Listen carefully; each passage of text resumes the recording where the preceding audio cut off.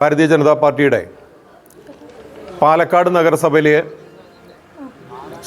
Chairman, vice chairperson സ്ഥാനാർത്ഥികളെ സംബന്ധിച്ച് party ജനാധിപത്യമായിട്ടുള്ള രീതിയിൽ വ്യവസ്ഥാപിതമായിട്ടുള്ള മാർഗത്തിൽ കൂടി അഭിപ്രായ സമന്വയത്തിൽ കൂടി എല്ലാ കൗൺസിലർമാരെയും കേട്ടതിന് ശേഷം സംസ്ഥാന അധ്യക്ഷനുമായി കൂടിയാലോചിച്ച് അതിനുശേഷം ഇന്ന് കാലത്ത് പാർലമെൻ്ററി പാർട്ടി യോഗം ചേരുകയും പാർട്ടി തീരുമാനം സംസ്ഥാന അധ്യക്ഷൻ്റെ നിർദ്ദേശം പാർലമെൻ്ററി പാർട്ടി യോഗത്തിൽ അവതരിപ്പിക്കുകയുണ്ടായി.